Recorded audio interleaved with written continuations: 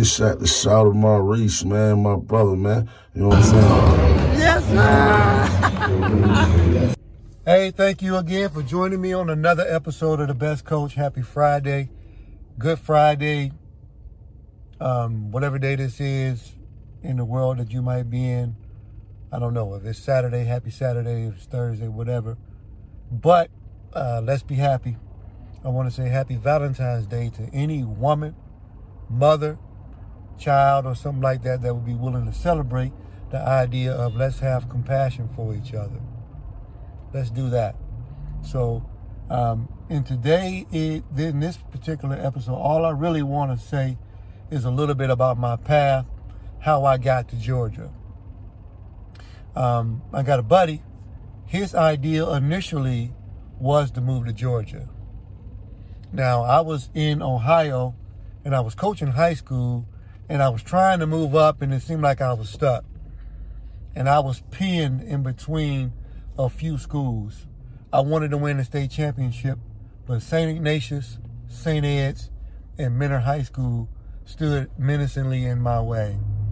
I felt like I'm never going to win a state championship as long as these three bulls stand convincingly in my way.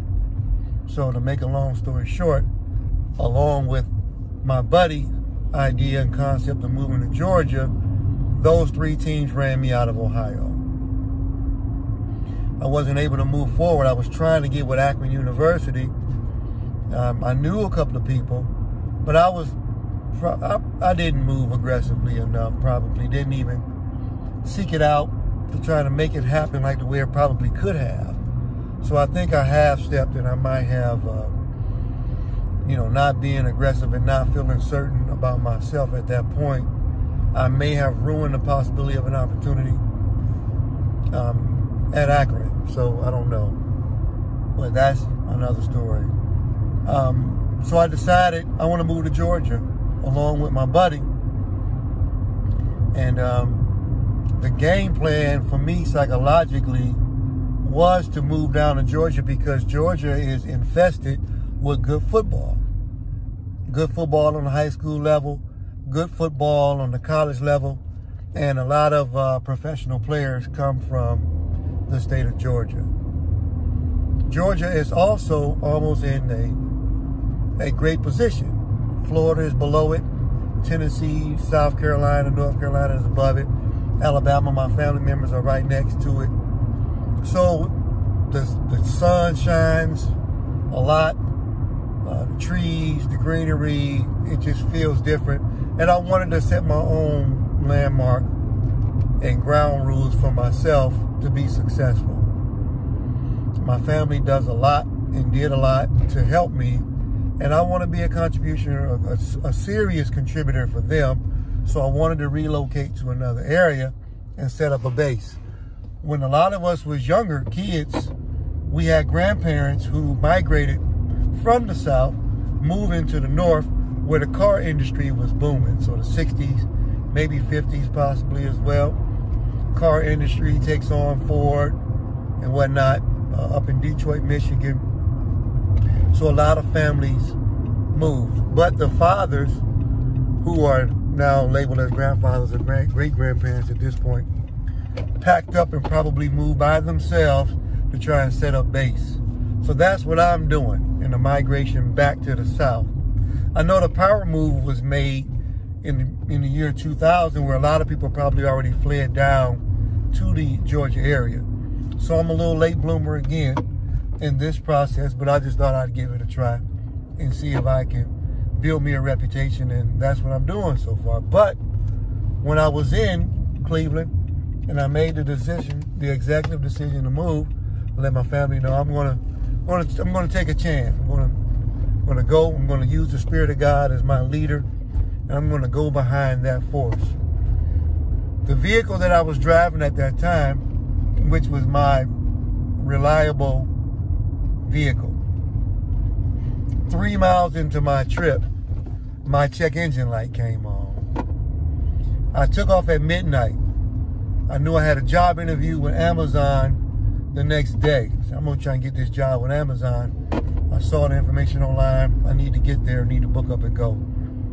So when my check engine light came on, I was almost at the exit, Bratnall. Eddie Road, Bratnall was the exit up front. All I had to do was jump off and say, man, let's try this again. Since this check engine light popped on today, maybe this is a sign from God that says I shouldn't try to do this either ever or not at this time. But I made an executive decision that I'm just going to go for it. And so kept driving and driving. And I drove all night, check engine light on. I knew I had a 3 o'clock interview with Amazon. 12 and a half hours worth of driving is what it was. I literally had all of my stuff in the car. Didn't brush my teeth, didn't wash up underneath my arms or nothing. Didn't get a chance to go to the hotel. I just literally jumped out of the car in this parking lot, this strip mall, wherever that was at. And I locked my doors, seats and stuff filled with things. Just some items that I can use to try and get started. I go into the interview, it ends up being about a 2 or 3 hour process. It was almost 7 o'clock when I got out of there. Let my family know that I was good, and I hyped it up a little bit more than what it really was. And I had a hotel scheduled, and I went to the hotel, took my stuff out, and I went to sleep for that particular evening. Now I knew I had an apartment that I was going to get. So the hotel that I was at, somebody stole one of my tubs. So one of my tubs was gone.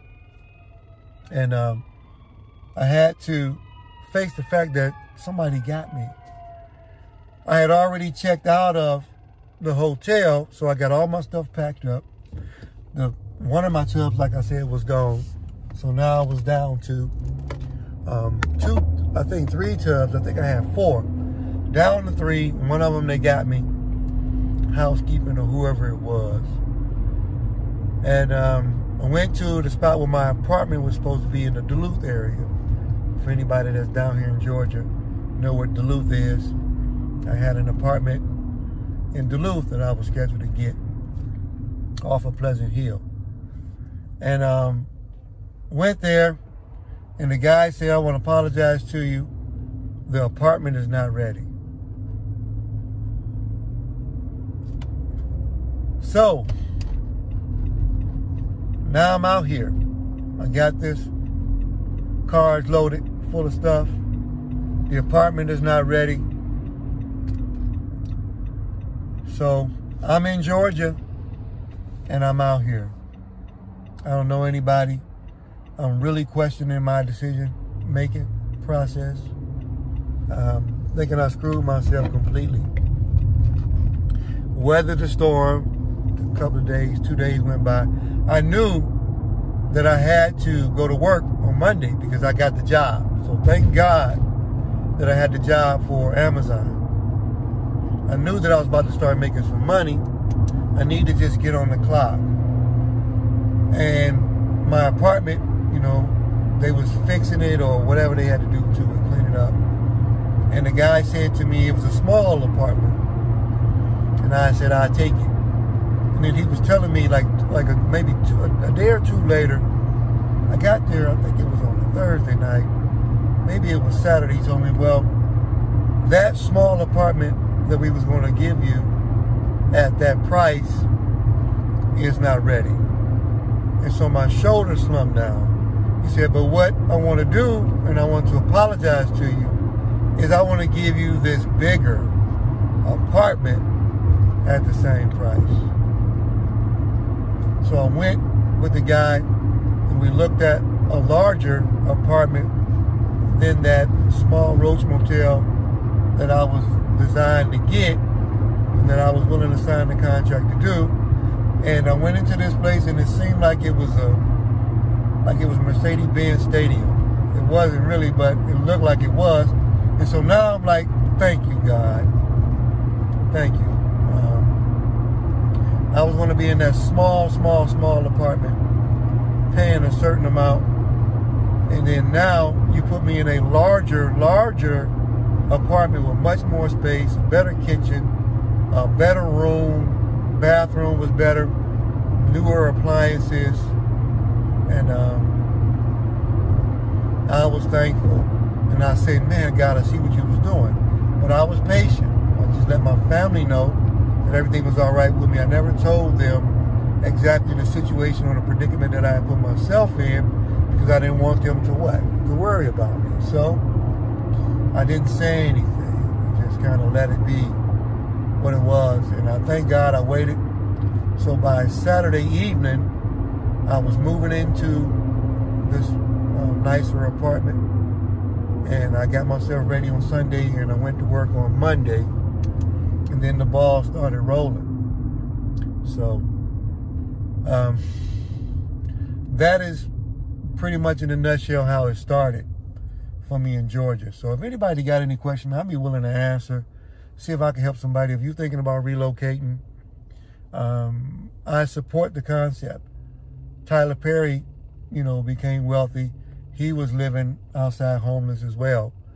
A lot longer than what I was doing, but nonetheless, it's still a formula to being successful. And I coach this way. I cannot fail.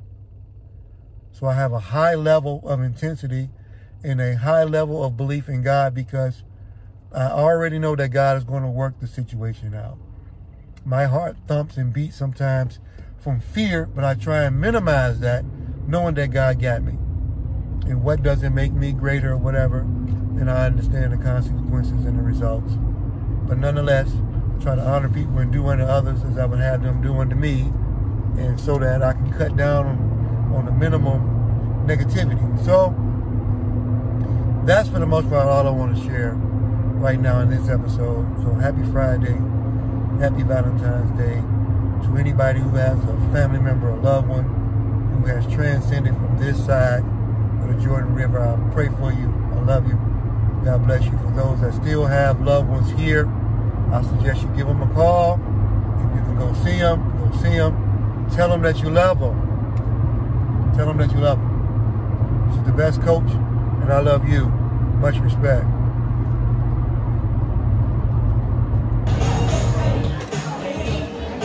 That's all, folks. Let there be light.